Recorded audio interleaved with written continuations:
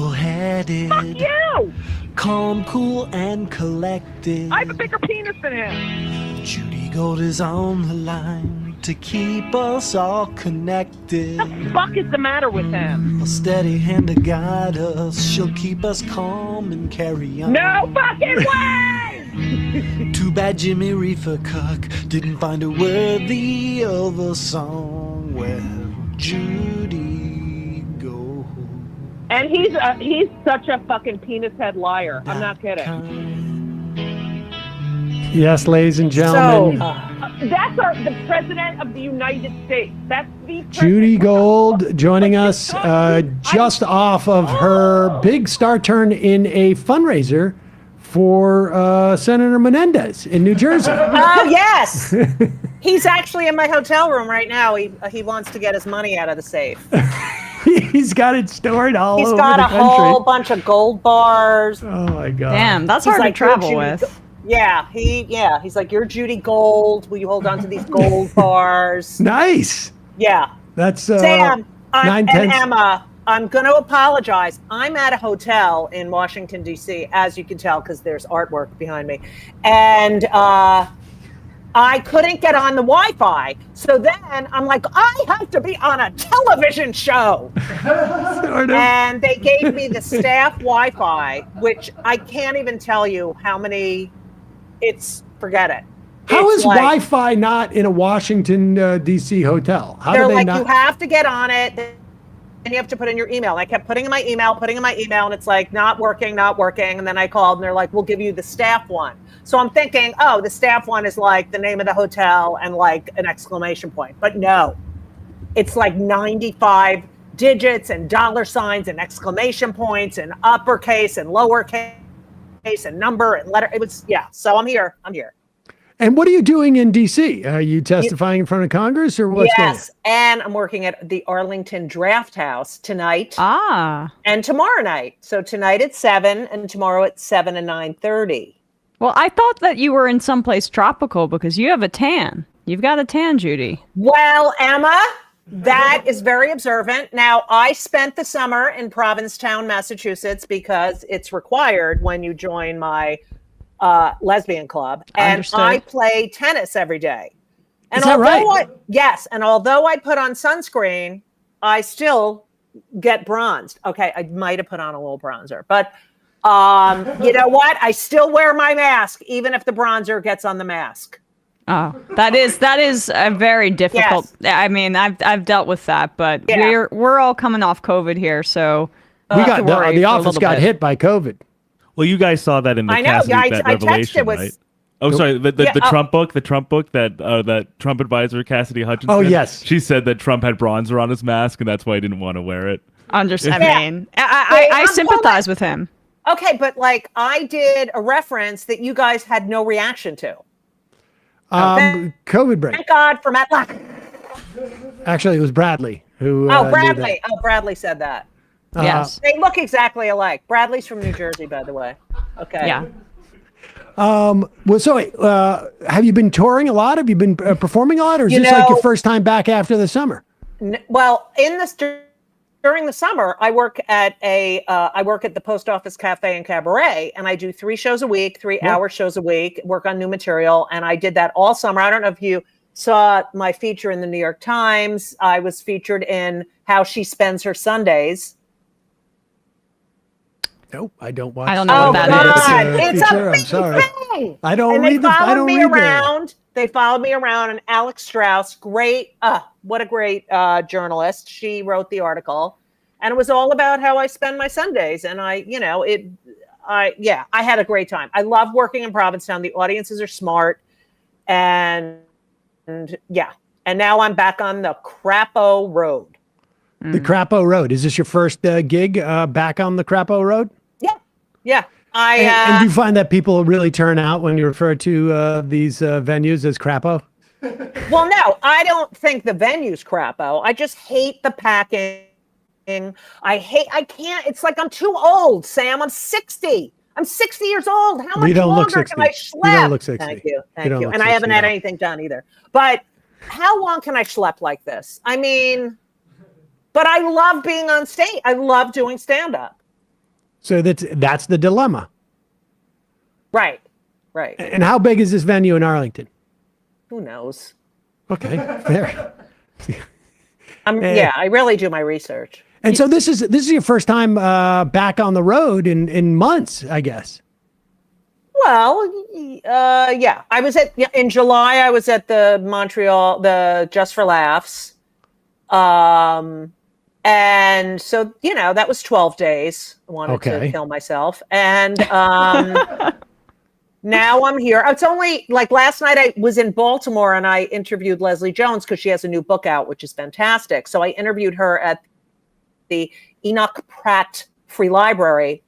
There were like 700 people there. It was unbelievable. So that was fun. So I did that last night in Baltimore. Then I drove to DC. I did morning TV. And here I am on the Majority Report. Have you been affected at all by the strikes? Yeah.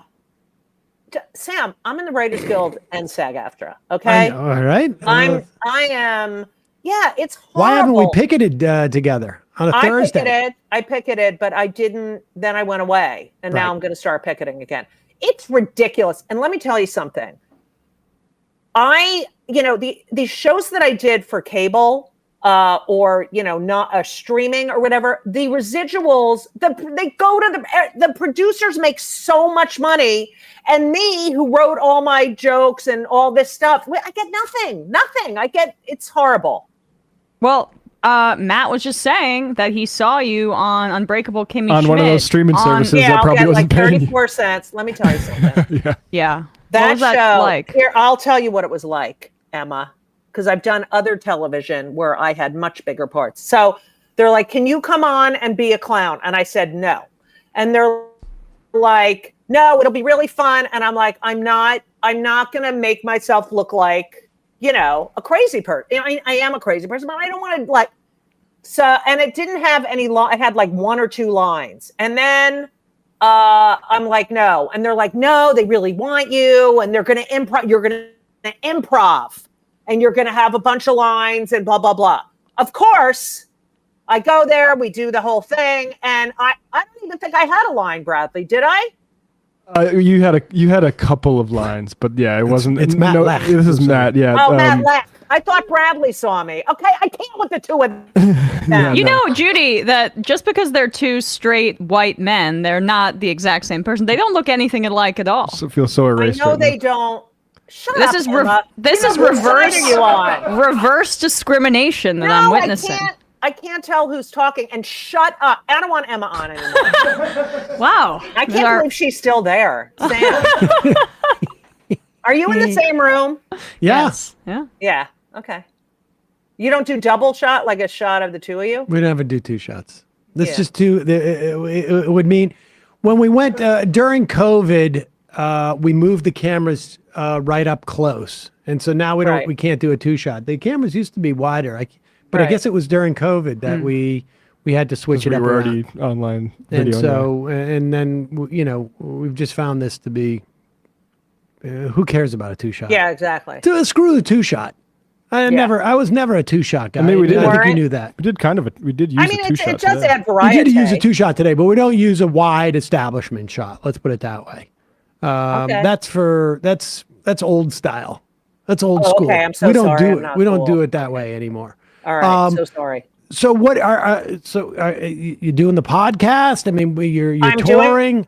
The podcast, and as you know, you didn't see my show that was based on my book. I know. Yes, I can was say supposed that, to. which got an excellent review in the Times. It did, and also an excellent review from my sister. Yeah, and who knows more about theater than your sister? I mean, some people, but she knows a little bit. Well, and we're planning a tour for 2024. Oh, so it's going to go on the road? Yes, it's going to go on the road. That's awesome. Yeah. So, which I think is very important because let me tell you something. I can't. These politicians get away with speech that incites violence, that causes death and destruction. They lie. They spread conspiracy theories. And a comedian tells a joke you don't like, and they should just, never be able to perform again. But is that? I mean, we've had this conversation. But is that still happening? I don't think I think you have your fans, and but People I mean, know look what happened with Hasan. With Hasan Minhaj. What happened with Hasan Minhaj? Oh my God! I should be on this show writing the shit for you that you don't read the friggin' newspaper. I don't read the style section anymore. What happened? There was a profile in the New Yorker about how he supposedly New York Times used like emotional and the New Yorker. Yeah. About things in his stand-up about like he would mention things from his childhood that didn't actually happen. Bradley, one example. Tell the story. I will tell Go the ahead. story. Okay. Sorry, I let's read both articles. Okay. Let's see. So Hasan Minhaj, in his act over the years, has told stories that there was one story that there was anthrax that was sent to his house and his daughter was exposed and they had to rush her to the hospital. And this was a big part of his act, and it never happened. And then there was another story So comedians are now making up stories to be funny? He was making up stories as being a victim of racism, that a FBI informant had infiltrated his mosque, and then a police officer when he was a kid, threw him against a car. And all of these stories are made up, but he said they're emotional truths. But I mean, I believe you can say whatever you want, but people who that really happened to were probably like, oh my God, this guy knows what I'm going through. And yet he was making up, but he calls them emotional truths. But you can still say this happened to this guy or this happened to my friend, or can you believe, so he's in some, lukewarm to hot water.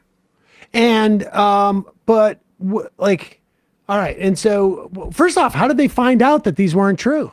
Well, the New Yorker journalist who was interviewing him, he admitted it essentially to her. And he said, but they're emotional truths. But, that's like, you're a comedian, or what? You were a comedian and you're a journalist now.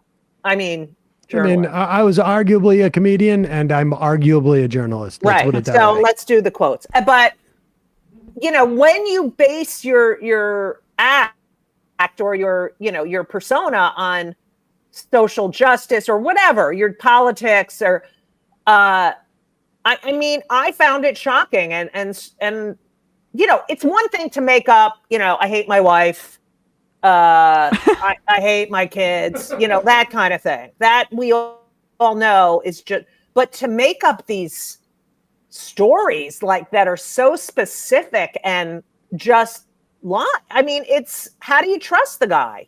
Right. I mean, I would be very skeptical about, and it's emotionally manipulative. I mean, I don't think you should be sent to jail for it. No, not at all. But I mean, I think it's just sort of like it's the traffic in that stuff of like being like targeted for your political beliefs when people are actually being targeted for that and making basically like comedy, clout from it is not great. Right. No, it's not. Yeah. But now, where does that fit in your? Well, so in my, I really have put a lot of thought into this, and he's allowed to do whatever he wants. He's allowed to say whatever he wants, but he then has to suffer the consequences of that. That's what I believe. You can do whatever you want, right? But now you're going to have repercussions because of that. And then people know a little bit more about you. They're going to decide, I don't know if I trust this guy. I don't know if I want, that's just what happens. And he's up to be the host of the Daily Show, which, I think would, if I was an executive at Comedy Central, I would be like, right. Not sure this is going to work in this instance at this point, because there's a lot of credibility issues there. And I guess people are IMing me about that. He told a story about a girl in high school rejecting him for prom because of his race. And he showed a blurry photo and people figured it out. And then she became the victim of online targeting. That's and it wasn't even true. It wasn't even true that she didn't go to the prom with him because of his race. It was a made up story. She's actually married to an Indian guy. So, but she was targeted online, and he invited her to the show, and she went, thinking they were going to rekindle a friendship, and yet she felt like, oh my God, why am I here when he's sort of, he sounds like a dick. Right. But, my manager, they're asking me to go on shows to talk about it. My manager's like, what, you want to get in trouble? You want to, like, it's like, I can't say anything anymore. Well, so let me ask you this. Like, so does that cut against like the idea that people would be, I don't know, pissed at, or people would not want to book Jerry Seinfeld because he's insisting that his gay king bit is hilarious and people don't like it anymore? I mean, that? No, they're not. I don't even think they're comparable. I think this guy, this Hasan, people, that Patriot Act, his show, like people really, I think, will feel betrayed by him. Especially those who felt represented by him. Yeah. I agree. But I mean, people are just reacting to what a comedian is doing, right? And at the end of the day, like if we're going to, like if it's okay for people to react to him for that, and let's take out the high school the prom date, because that there's a real victim there, right? In that instance. But the other stuff, people feel betrayed. They don't like, to be manipulated that way. How is that materially different from like people saying like, I don't, your joke is inappropriate. The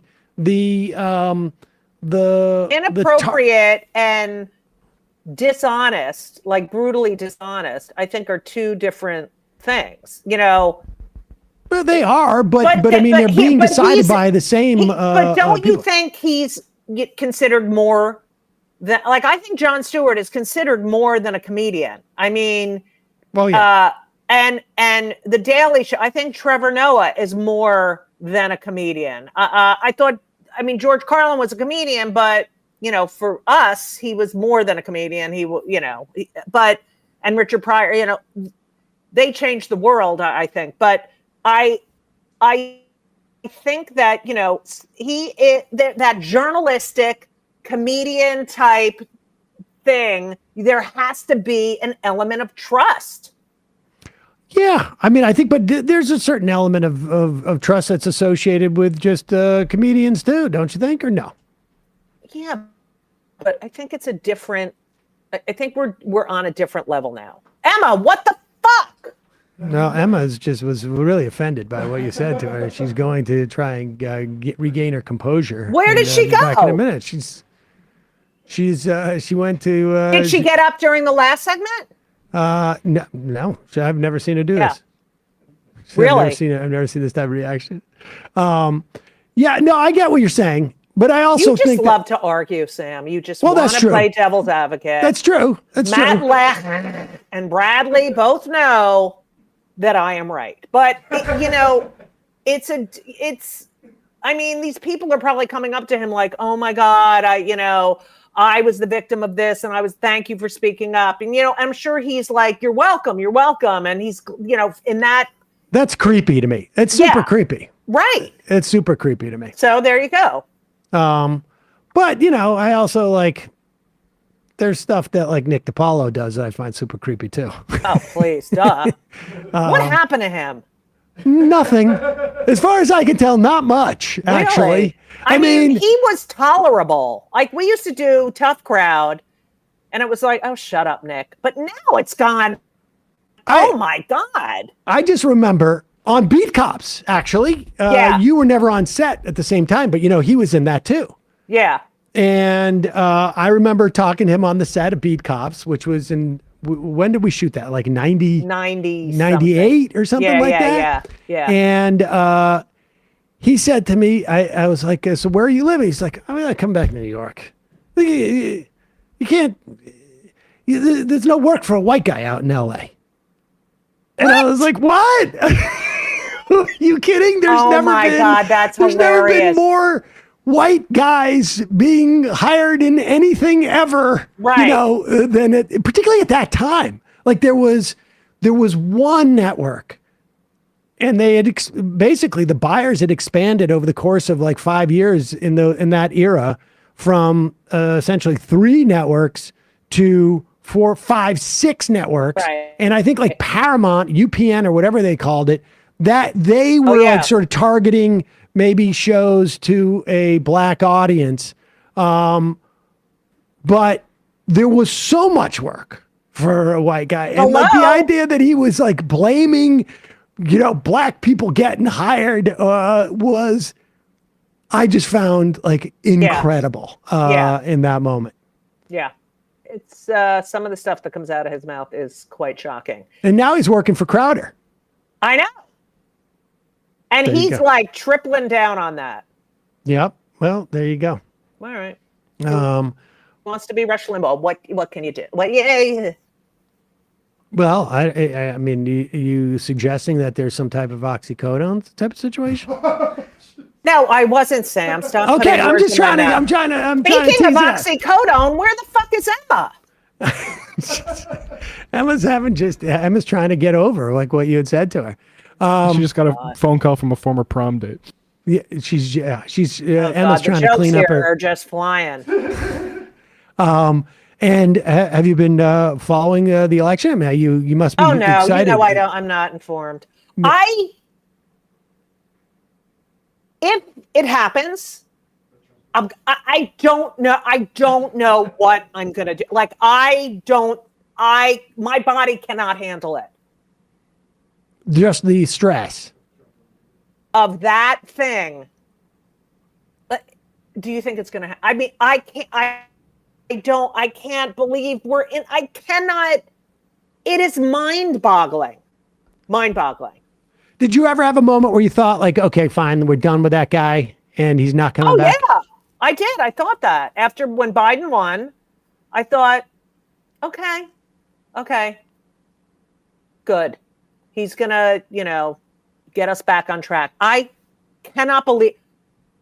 First of all, Lauren fucking Boebert, that piece of garbage trash, Marjorie Taylor fuckhead, and Matt fuckhole asswipe Getz, and Jim fucking pedophile piece of shit Jordan, and John fuckhead asshole badneck disgusting Kennedy. Like, these people are fucking disgusting liars. That did you watch the Garland hearings? I mean, they're just classless, grandstanding bullshit artists who are out to destroy the democracy. I can't. People, they don't read. We're so fucking dumb in this country. They're so goddamn dumb. Okay, sorry. It's That's all so, right. No, I cannot take it anymore. Lauren Boebert is grabbing the guy's cock. He's touching her boobs. She's vaping. And then she's telling people what books their kids should be able to read. And she doesn't know how to reach. And she's 36 and a grandmother. She is fucking trash. She is a piece of trash. Garbage. Who behaves like that? It turns out, and to be fair to her, she said that it was a first date. It turns out it's not a first date. Oh, please. And then she broke up with him because he's a Democrat. And then he has a bar where they have drag queens. How did these people not go, oh my God, she is a piece of shit? I think that she's probably going to have a real problem getting reelected, I would imagine, in 2024. Because she almost lost in 2022. And this is going to be an on-year election. And I would imagine she has not garnered more support with this unless there is a small Copperfield caucus in her Colorado district. Right. What about Marjorie Taylor Twat? What about her? She'll get reelected. She might. I would be surprised if she didn't. I mean, but I mean, who knows? I mean, the real problem is in the short term, the U.S. government's going to shut down, and that's going to mean they wanted to. That's going to mean a couple of million federal workers are going to have to work without getting paid. It includes also U.S. Military personnel. What about Tommy Tubofshit? What about him? He's still Emma, got his blockade. I missed you, Emma. How did you know Emma sat back down? Oh, you can see it. Yeah, I can see. Oh, yeah. I'm here. Emma, yeah, but she's not there. I missed you. I'm sorry, Judy. I'm back though. Right. We don't take our normal break is at 1 p.m. So I had to run to the restroom. So sorry. What did I miss? Well, no, I know how Sam is I know the catheters that we had set up in the in the studio, we had to. I went off on the fuckers, and now we're talking about the government is shutting down, and Tommy Tubofshit fucking Tubofshit. Yeah. I hate them all, Sam. It's like, I'm hearing these people, really grace it's Yom Kippur. I'm supposed to be like compassion and grace. I can't have compassion for these people who are willfully ignorant. Do you fast? Will you fast on Monday? Of course. I'm full of guilt. Well, you won't fast, right? No, I always fast. Are you working? No, I don't work on Yom Kippur. But you don't fast. You don't do anything. You don't sit there and think about. No, I do fast, and Saul and I are going to Kol Nidre services. I love Saul. I love that name so much. And you've never met him though. No. And how are your kids doing? Good, right? They're fantastic. They're both fantastic. And Ben, my younger one, Henry's working. He works with kids with behavioral problems because he was one and he knows how to handle them. So he's always he's like, Mommy, I know exactly, because I did the same shit. And he's great. And then he's waiting for the strike to be over because he works in production. And then Ben is in his last year at Trinity. He's the captain of the basketball team, and he's getting recruited to play professionally in Israel. Really? Yes, wow. Israel. He played in the Maccabee games, and they're recruiting him. That's Jesse Waters and Tucker Carlson. I know. Okay, he's there for basketball. Shut up. I understand. I can't believe it. He talks about he told me the cars there. These kids have it's unbelievable, the money at that school. I said this about Trinity when I was looking at, schools to go to. I had some big book and it said most conservative liberal arts college, #1, Trinity. Yeah. Yeah. Well, he's on the basketball team and they're not really conservative. Yeah, there you go. Right. What else you got going on? Anything else that we should be talking about? What's happening with the podcast season? Who can we look forward to? The podcast, Kill Me Now. This week I have Dee Snider from Twisted Sister. This week and next week. He wrote this great book called Frats, but his life is so fascinating. So yeah, this week and next week, we had such a good conversation. Wow. See, I get people on my podcast, Sam. I have no doubt. I mean, but I must say, even though I hate saying this, well, it's probably because of Emma, Matt, and Bradley, but I get so many people at my shows who tell me they heard me on the Majority Report. And why do you hate that? No, I hate telling you that because of your ego. I see. I understand. Issue. And it's that's what I go around. That's one of the. It's so great. So folks can go see you this tonight. Tonight, 7:00, baby, at the Arlington Draft House. And are you doing multiple shows? And two shows tomorrow night. 7 to 9:30. And then I get a drive home for the Kol Nidre. There you go. And then I have other dates, like I'm in Florida and Fort Lauderdale on October 21st. I mean, I could go on. And guess what is happening on November 20th? I'm getting my knee replaced. Oh, no. The other one. I already had one done. Now I'm getting the other one done. Well, at least you know what to expect. It's shit, Sam. I'm sorry. Thank you, Emma. You got arthritis? Oh, it's beyond. Yeah. Boner on boner, baby. Judy Gold, it is always a pleasure. I love you. I know. Sam, I gotta be a regular. Don't you think, Emma? You are a regular. Whatever. No, you are. We'll make you more regular. We haven't done. Emma. She knows. See, I'm sucking up to you, Judy, because you got mad at me completely earlier. overdue. Yeah, Feldman's overdue. Kindler, we've only had on like I think twice this year. I don't know what happened. We need Feldman on to talk about the strikes. You're abandoning us. No, I don't. We don't. Even, we haven't been doing a second guess. Comedians are old news. Union leaders are the new hotness. So. Yeah. Shut. Fuck up. Okay. I just want you to know I will be institutionalized if that motherfucker. How about he doesn't even go to the? All right, I know you have just to make go, sure they have Wi-Fi at that institution, will you please? Yeah, I will. But I'm just letting you know that he is such a fucking coward, liar, piece of shit. And Jared Kushner, what the fuck with the $2 billion and fuckface Orange fuckface can't even show up at the debate because he's such a fucking piece of shit coward. Ugh. Well, Judy, he's 60% in the latest Quinnipiac poll. I can't. He's on a record pace for a contested primary in terms of the biggest leads ever kind of tabulated. I can't. What is that? What do you think of that, though? What do you think of America when you hear that? Emma, you were in the bathroom. Oh. But I'll tell you right now. Oh, we did this already? There's no fucking words. There's no words for this. How do you, he tried to overthrow democracy. There was an insurrection. There was no peaceful transition of power. He is a fucking liar, a fucking rapist, a fucking predator.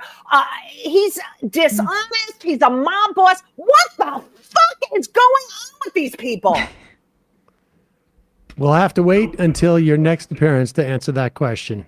Judy Gold. Thank you. Thank you for having me. We'll put a link to tickets in Arlington, and folks come out and see you tonight and tomorrow night. Thank you, Sam. Thank you, Sam. Always a pleasure. Matt, love you, Judy. Bradley. I love Thank you so much all. for coming on. Mwah. All right. Bye-bye. Happy New Year. So long. Happy New Year. L'shana tova.